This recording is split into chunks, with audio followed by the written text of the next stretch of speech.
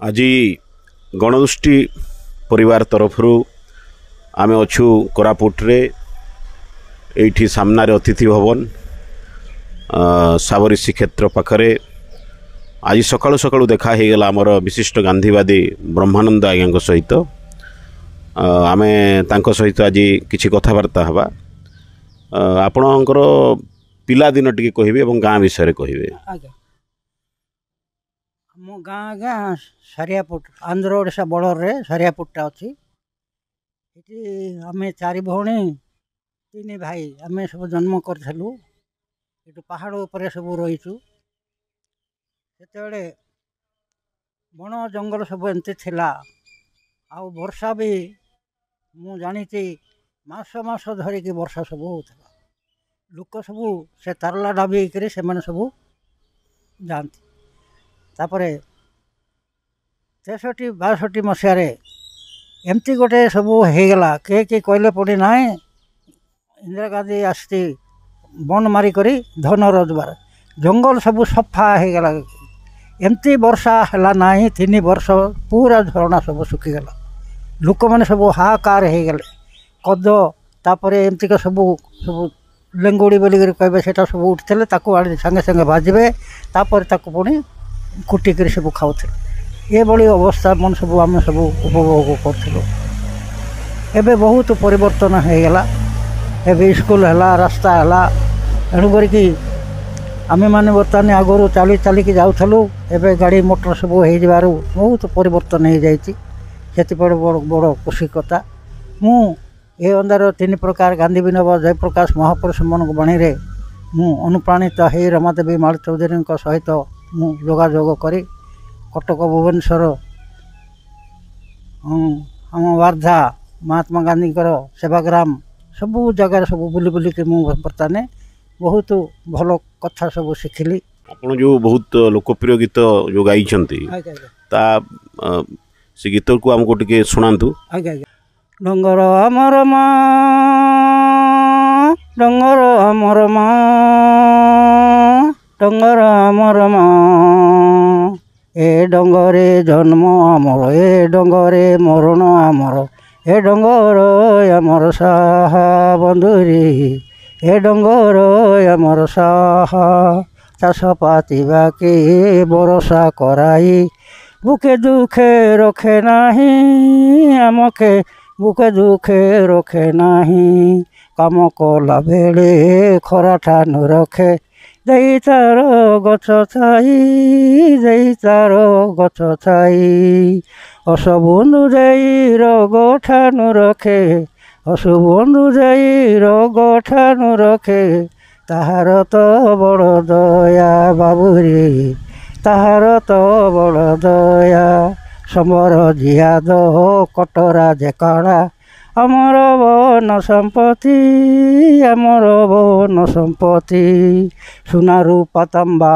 लुहा जे अबर केते धातु जाति जाति केते धातु जाति जाति नाना जाति फूल नाना जाति फल नाना जाति फूल नाना जाति फल आमर आहार एया बाबुरी आमर आहार एया चंदन पलाश सरगी जे बीजा सागुआन जे शिशुआ सागुआन जे शिशुआ डंगर लागी आम जीविकारे डंगर आम गौरव डंगर आम गौरव डंगर सारिले आमे सारी जीवा पृथ्वीर जेते जीव पृथ्वीर जित जीव टाप एटा गोटे गीत अच्छे मु सब कथा प्रसंग कहे गुंटा बाबू भात देला शाग देला ना बोली कहे कसर पाराटा गोटे कथा दिन के डंगर गाला सारी रे आमके खादी पीदी मिल सिकियारी दिनो दिनो डंगर गाला सारी हो आमके खादी पीदी मिल सिकियारी डंगर नहिले भरोसा नहे से विषम खारा बाबुरे से विषम खारा आनी दादी बेलर झरना सुखिसी पानी के हे बुडुगुरा बाबू हो पानी के हे बुडुगुरा ଅସପତର ତ ନ ମିଳେ ଆମକେ ଧାରିସି ରୋଗ କଙ୍କାଲି ବାବୁରେ ଧାରିସି ରୋଗ କଙ୍କାଲି ଡଙ୍ଗର ଆମର ଆୟା ପାରା ବୋଲି ସରକାର ଚିନ୍ତା କରି ବାବୁ ହୋ ସରକାର ଚିନ୍ତା କରି ଆମର ଡଙ୍ଗର ଆମକେ ଦେଲାଇନି କେତେ ଯେ ବୁଝି ବିଚାରି ବାବୁ ହେ କେତେ ଯେ ବୁଝି ବିଚାରି ହେଲା କଲେ ବାବୁ ଭେଲା ବୁଢ଼ୀସିରେ ହେଲା କଲେ ବାବୁ ଭେଲା ବୁଢ଼ୀସିରେ ନକରା ଡେରି ନକରା ଡେରି ଦିନକେ ଡଙ୍ଗର ଗଲା ସାରି ହୋ ଆମକେ ଖାଦି ପିଦି ମିଲସି କିଆରି ଦିନ ଡଙ୍ଗର ଗଲା ସାରିରେ ଆମକେ ଖାଦି ପିଦି ମିଲସି କିଆରି ସମାପ୍ତ। ଆପଣ ଏଇ ଯେଉଁ ଭୂଦାନ ଆନ୍ଦୋଳନରେ ଏଠି ଯୋଗ ଦେଇଥିଲେ କୋରାପୁଟରେ ଭୂଦାନ ଆନ୍ଦୋଳନ ସମ୍ପର୍କରେ ଆପଣଙ୍କର ଯେଉଁ ଅନୁଭବ ଅଛି ସେ ସମ୍ପର୍କରେ ଟିକେ ଅଳ୍ପରେ କହନ୍ତୁ। ଆମର ସନ୍ଥ ବିନୋବାଜୀ 55 ମସିହାରେ ଯେତେବେଳେ ପଦଯାତ୍ରା କଲେ ସାରା ଭାରତ ବର୍ଷରେ ସେତେବେଳକୁ ସେ ମଧ୍ୟପ୍ରଦେଶ ଦେଇକି ଆସିବେ ଏଇଠିକି କୋରାପୁଟ। ସେତେବେଳକୁ ମାଳତୀ ଚୌଧୁରୀ ନବକୃଷ୍ଣ ଚୌଧୁରୀ ବାବୁ ସେମାନେ ସବୁ ତାଙ୍କ ସହିତ ମିଳନ କରିକି ଯାଜପୁର ଯେଉଁ ନିଶାକର ଦାସ ଅନାଥ ଦାସ ତାଙ୍କର ଭାଇମାନେ ସେମାନେ ସବୁ ରତନ ଦାସ ସେମାନେ ସବୁ ଆସିକରି ସବୁ ସାମିଲ ହେଇକରି ଗାଁରେ ବୁଲିକରି ସେ ଗାନ୍ଧୀ ବିଷୟରେ ସବୁ ଗ୍ରାମଦାନ ଏ ଅନ୍ଧାର ପଟାଙ୍ଗୀ ଶିମିଳିଗୁଡ଼ା ନନ୍ଦପୁର 300 ଗାଁ ସଂଗଠନ ହେଇଥିଲା। ଗାଁ ସାହୁକାର ଗାଁ ସରକାର ବୋଲିକରି ଆମେ ସବୁ ସଂଗଠନ ପାଦରେ ବୁଲିକି ଆମେ ସବୁ ବୁଝାଉଥିଲୁ। ତେଣୁକରି ଲୋକମାନେ ମଧ୍ୟ ବହୁତ ଅନ୍ୟାୟ ସବୁ ରହିଥିଲା। ଗୋତି ପ୍ରଥା ଥିଲା, କୁକା ବ୍ୟାଙ୍କ ବୋଲିକରି ଗୋଟେ ଥିଲା। ତାପରେ ବ୍ରାହ୍ମଣମାନେ ଆସିକରି ସବୁ ଋଣ ଦେଇକରି ଜମିବାଡ଼ି ସେମାନେ ସବୁ କିଛି ନେଇଯାଇଥିଲେ। ତେଣୁ ସେଠୁ ଗୋଟେ କାକରିଗୁମା ପାଖରେ ଗୋଟେ ଗାଁକୁ ସର୍ଭେ କରନ୍ତି ଅମିନମାନେ କେତେ ଜମି ଅଛି କ'ଣ ସବୁ ସର୍ଭେ କଲା ବେଳକୁ ସେଠୁ କ'ଣ ହେଲା ଗୋଟେ କନ୍ଧ ଲୋକ ଗୋଟେ କୁକୁଡ଼ା ଅଣ୍ଡାଟି ନେଇଥିବାରୁ ସେ କ'ଣ କଲେ ସେଠୁ ସେ ଦେଖିଲା ହେଇ ପାଲନା ତୁ କାହିଁକି କୁକୁଡ଼ା ଡିମ୍ ଦେଲୁସ୍ ନାହିଁ। ଏଣୁ କରିକି ଗୋଟେ କୁକୁଡ଼ା ଯଦି ହେଇଥାନ୍ତା ଅଣ୍ଡା ଗୋଟେ କରିଥାନ୍ତା। ସେ ଗୋଟେ କୁକୁଡ଼ା ଯଦି 10ଟା କୁକୁଡ଼ା 12ଟା କରିଥାନ୍ତା। ଏଣୁ କରିକି ତାକୁ 1000 ଟଙ୍କା ତାକୁ ଫାଇନ୍ କରିକି 5 ଏକର ଜମି ନେଇଯାଇଛି। ସେଠୁ ସର୍ଭେ କଲେ, ସର୍ଭେ କରିକି କ'ଣ ଏମିତି ହେଇଛି ସେଠୁ ସାଙ୍ଗେ ନବକୃଷ୍ଣ ଚୌଧୁରୀ ତ ସେ ମୁଖ୍ୟମନ୍ତ୍ରୀ ଥିଲେ। ସେଠୁ ତାଙ୍କୁ ଲେଖିଲେ ଆଉ ଏଭଳି ସବୁ କୋରାପୁଟର ଅବସ୍ଥା। ସେଠୁ ସାଙ୍ଗେ ରେଗୁଲେସନ୍ 2 ଗୋଟେ ମାଜିଷ୍ଟ୍ରେଟ୍ ସେ କୋରାପୁଟରେ ବସେଇକି ତାପରେ ଆମେ ବନ୍ଧା ଜମି 45 ସେତେବେଳେ ଥିଲା ଗତିମାନଙ୍କୁ ଆଉ ଜମି ବନ୍ଧା ହେଇଗଲାଠୁ ସବୁ ରସିଦମାନ କରିକି ଆମେ ସବୁ ଗାଁରେ ଆଣିକି ସବୁ ତାଙ୍କୁ ସବୁ ଦେଲେ। ସେ ସବୁ ଜମି ସବୁ ବହୁତ ଛଡ଼େଇ ଦେଲେ। ଯେତେ ଜମି ଛଡ଼ା ହେଲା ସବୁ ଜମି କ'ଣ ଭୂମିହୀନ ଲୋକଙ୍କ ଭିତରେ ବଣ୍ଟା ହେଇପାରିଲା? ହଁ, ତାଙ୍କ ଗାଁ ଲୋକଙ୍କୁ ସବୁ ସେମାନେ ସବୁ ବାଣ୍ଟିଲେ। ତାଙ୍କର ପୁତୁରା କି ଭାଇ କି ଜମି ସବୁ କେ ଗୋଟେ 1.5 ଏକର ଦେଲା, କେ 5 ଏକର ଦେଲା। ତାହେଲେ ସେ 1,00,000 ଏକର ତ ସାରା ଭାରତ ବର୍ଷେ ସେ କରିଥିଲା। ଏଠି ସବୁ ଏବାର ଜିଲ୍ଲା ଦାନ ହେଇଗଲା ତମରଟା।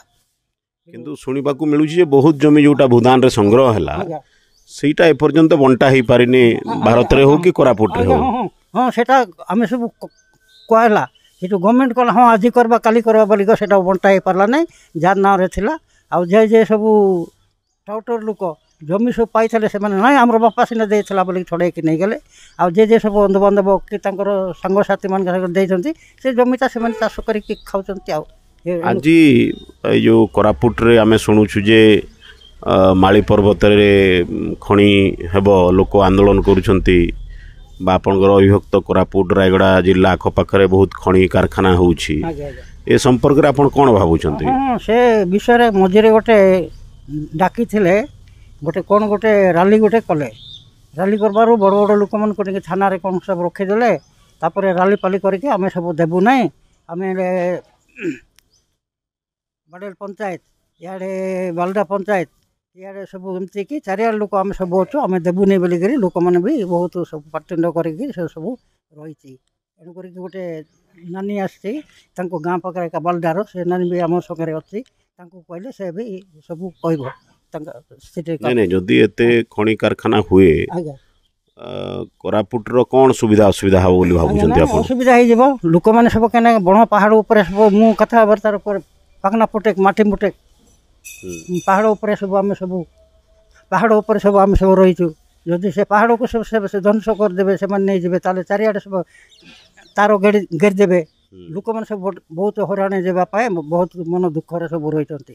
ତେଣୁ କରିକି ଆମେ ଦେବୁ ନାହିଁ ବୋଲି କରିକି, ଆମେ ମଲେ ମରବୁ ସିନା, ଆମେ ଦେବୁ ନାହିଁ ବୋଲି କରି ସେମାନେ ସବୁ ଗୋଟେ ଅଟଳରେ ରହିଛନ୍ତି।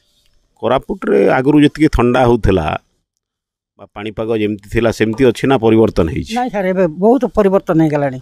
କୁଆଡ଼େ ଗଲେ ବି ଲୁଗା ଆଗରୁ ଗୁଡ଼ାଉଥିଲୁ, ଏବେ ବର୍ତ୍ତମାନ ବହୁତ ଜାଳ ଫୁଟୁଛି, ବହୁତ ଗରମ ହେଇଗଲାଣି। ଆମର କଟକ ଭୁବନେଶ୍ୱର ଆଡ଼େ ମୁଁ ତ ଯାଇଛି, ସିଆଡ଼େ ଗରମ ଯେମିତିକି ଇଆଡ଼େ ବି ଗରମଟା ସେ ତାପସା ହେଇଗଲାଣି। ଏଥିର କାରଣ କ'ଣ ବୋଲି ଭାବୁଛନ୍ତି ଆପଣ? ଆଜ୍ଞା, ହଁ, ଏଇଟା କ'ଣ ହେଇଛି ଆଜ୍ଞା, ଜଙ୍ଗଲ ତ ପରିବେଶ ତ ନଷ୍ଟ ହେଇଯାଇଥିଲା, ତାକୁ ବି କଲୁ, କିନ୍ତୁ ସେଟା ଭଗବାନଙ୍କର ହାତର କଥା। ସେ ଆଗରୁ ବହୁତ ଥଣ୍ଡା ଥିଲା, ଏକଦମ ମାସ ଧରିକିରି ଲୁଗା ଗୁଡ଼ାଇକରି ସବୁ ଆମେ ଯାଉଥିଲୁ, ଚମଡ଼ା ଛାଡ଼ି ଯାଉଥିଲା, ନିଆଁ ପାଖରେ ବସୁଥିଲୁ। ଏବେ ବର୍ତ୍ତମାନ ବହୁତ ପରିବର୍ତ୍ତନ ହେଇଯାଇଛି, ଆଉ ଖରା ଥଣ୍ଡା ଆଉ ଏବେ ସେତେ ନାହିଁ। ଏବେ ଆମେ ଯାହା ହଉ କଟକ ଭୁବନେଶ୍ୱର ଯେମିତିକି ଏଇଠି ସେମିତି ବୋଲିକରି ଆମେ ବି ଅନୁଭବ କରୁଛୁ। ଆମେ ଶୁଣୁଥିଲେ ଧର୍ମାନନ୍ଦ ଆଜ୍ଞାଙ୍କଠୁ, ସେ ଗୋଟେ ଲମ୍ବା ସମୟ ଧରିକିରି ବିନୋବାଙ୍କର ଆନ୍ଦୋଳନରେ ଗାନ୍ଧୀଙ୍କର ଯେଉଁ ପରବର୍ତ୍ତୀ ଆନ୍ଦୋଳନ ହେଇଛି ଏବଂ ସେ ଆନ୍ଦୋଳନ ପରିପ୍ରେକ୍ଷୀରେ ବା ସେ ଗତିବିଧି ପରିପ୍ରେକ୍ଷୀରେ ଗୋଟେ ଛୋଟ ଗାଁରୁ ବାହାରି ସେ କୋରାପୁଟରୁ ଆରମ୍ଭ କରିକିରି ମାଳତୀ ଚୌଧୁରୀ ରମାଦେବୀଙ୍କ ସହିତ କାମ କରି, ନବକୃଷ୍ଣ ଚୌଧୁରୀଙ୍କ ସହିତ କାମ କରି ୱାର୍ଦ୍ଧା ଯାଇଛନ୍ତି ଏବଂ ବମ୍ବେ ଯାଇଛନ୍ତି, ସାରା ସେବାଗ୍ରାମ ଯାଇଛନ୍ତି। ଏମିତି ଏକ ଲୋକ ଧୀରେ ଧୀରେ ଏଇ ଯେଉଁ ପିଢ଼ିଟି ଆଉ ଦେଖିବାକୁ ବିରଳ। ଆମର ଭାଗ୍ୟ ଯେ ଆମେ ତାଙ୍କୁ ଆଜି ଦେଖା ହେଲା। ଆମେ ଏଇଠି ଆଜି କଥା ରଖୁଛୁ ଏବଂ ସେ ଗୋଟେ କାର୍ଯ୍ୟକ୍ରମକୁ ଆସିଛନ୍ତି, ତେଣୁ ସେ ପରବର୍ତ୍ତୀ ସମୟରେ କାର୍ଯ୍ୟକ୍ରମକୁ ଯିବେ। ଧନ୍ୟବାଦ ଧର୍ମାନନ୍ଦ ଆଜ୍ଞା। ଆଜ୍ଞା, ଧନ୍ୟବାଦ ଆଜ୍ଞା, ଆପଣମାନଙ୍କୁ ନମସ୍କାର। ମୁଁ କୋଟି କୋଟି ଜୁହାର କରୁଛି। ମୁଁ ଜୁହାର ବୋଇଲେ ଆଜ୍ଞା ଆମର କୋରାପୁଟ ଜିଲ୍ଲାରେ ବହୁତ ନର୍ମାଲ୍। ଜୁହାର ବୋଇଲେ ଗୋଟେ ଦେବତାକୁ ଯେମିତି ଜୁହାର ସବୁ ଗାଁରେ କୁଣିଆ ଆଇଲେ ବି ଜୁହାର ବାବୁ ଜୁହାର ବୋଲିକରି କହିଲେ କେତେ ଆନନ୍ଦ ସେଟା ନମସ୍କାର କରିବାଟା। ସେଟା ଭଦ୍ରକରେ ବି ମୁଁ ଗୋଟେ ସାର୍ଟିଫିକେଟ୍ ପାଇଛି, କପିଲ ଚନ୍ଦ୍ର ଦାସ ମରିଗଲେ, ଦେଶ ସୁରକ୍ଷା ମନ୍ତ୍ରୀ ଆସିଥିଲେ, ସେଠି ବି ଜୁହାର ଆକା ବୋଲିକରି ଆମେ ସବୁ କରବାରୁ ବହୁତ ଭଲ ଆପଣମାନେ ରଖିଛନ୍ତି ଆପଣଙ୍କର